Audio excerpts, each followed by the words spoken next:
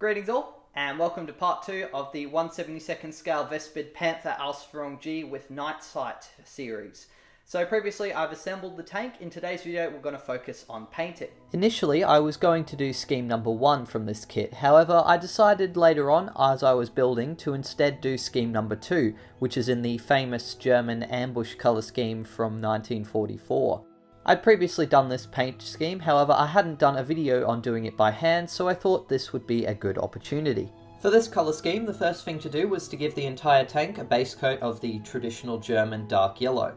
I like to use the Vallejo German armoured paint sets when hand painting German tanks, and for the base coat I'll use Vallejo 70976 buff, which is included in this set. I mixed the paint with a little bit of water to help thin it down, but for the most part the Vallejo paints out of the bottle are really good, especially for hand painting, as they seem to be very good at levelling out and reducing the visibility of brush strokes. I further reduce how visible the brush strokes are by applying the paint as much as possible in the same direction, which is generally from the front of the tank to the rear. I paint the hull, the turret, road wheels, and all of the remaining photo etch that's still on the fret in 4 layers of paint before moving on to applying the first bit of the camouflage pattern.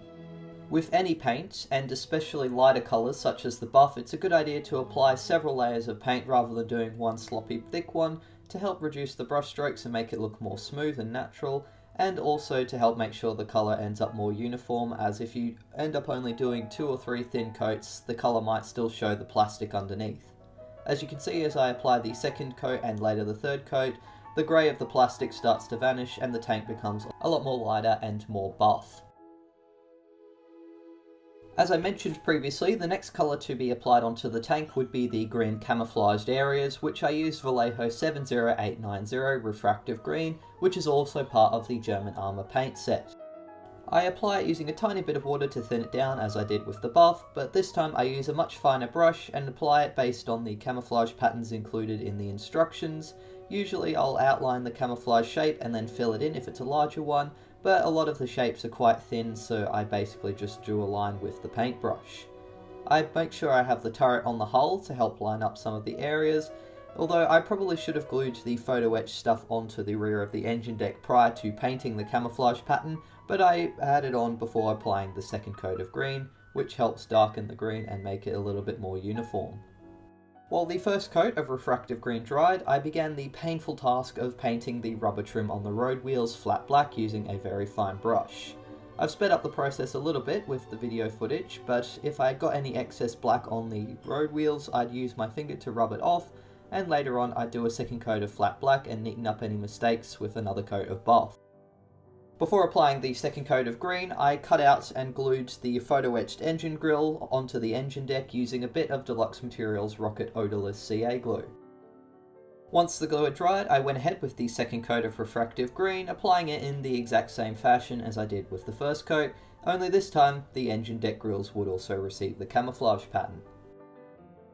Once it was dry, it was time for the third and darkest in the camouflage pattern colours, which was Vallejo 70872 Chocolate Brown. I applied only one coat of this colour since it was a lot darker, and I was okay if there were a few sections that were a little bit more faded on it. Otherwise, it was applied in the exact same fashion as the green, which was with a slightly finer brush to help outline and then fill in the larger camouflaged shapes, and then to also do smaller areas based on the instructions. Once I'd applied the chocolate brown, I then went along with a little bit of buff to help neaten up some of the mistakes I'd made with applying the green and the brown, and also on the road wheels, which I did off camera, before it was time to add the camouflage pattern's dots. Although the task may seem a little bit scary, it's not actually too difficult to do. I started out by using a very fine brush to apply the chocolate brown dots onto the areas of the tank that were painted buff or the dark green. I use just the very tip of the brush to gently tap it onto the areas, and that creates the small dot pattern. Other than being gentle and using a very fine brush, the only other thing I'd recommend for this technique is that you apply the paint out of the bottle rather than mixing with any water to change the consistency, as you want the paint to be relatively thick when you apply it so that it doesn't spread out and become all faded. Once the brown dots have been applied, I repeat this technique using buff to apply it onto the areas of the camouflage pattern on the tank that were painted green and brown. And finally, following the buff, the same technique is used once more to apply some green dots, only this time they're added onto the areas of the tank that are predominantly buff and also the chocolate brown colour. I then let the dots dry before applying decals, and in the meantime apply a second coat of flat black onto the rubber on the road wheels and also on the underside of the tank to create some shading effects.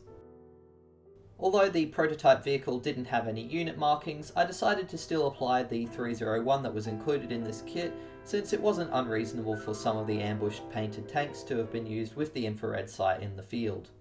To apply the decals, I first soak the paper in water, and once the transfers start to come loose, I slide them off with a brush and apply them onto the tank, using a little bit of water to help move them around and get them into the correct position.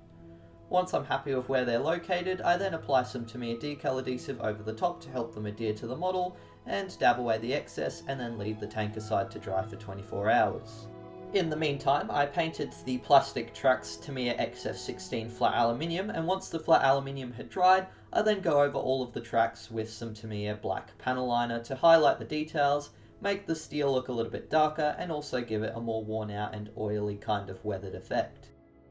And on that note, that is the end of this video, but please stick around for part 3 where I'll cover weathering the tank and also painting the tools and accessories. But thanks for watching this one. I do hope you enjoyed it and got something out of it. If you did, please be sure to leave a like, and feel free to leave any suggestions or questions in the comments section below. And a big shout out, as always, to my wonderful patrons for helping me fund my videos, and to Tectonic Hobbies, the local store on the Sunshine Coast for model kits, where you can buy this kit, and where I got mine from at a slight discount. Thanks again. I do hope you are inspired to have a try at this very distinct and, in my opinion, very beautiful camouflage pattern. It may look a bit daunting at first, but if you break it down into the steps as I've done here, it honestly isn't really that challenging. But thanks again, and until the next one, model on!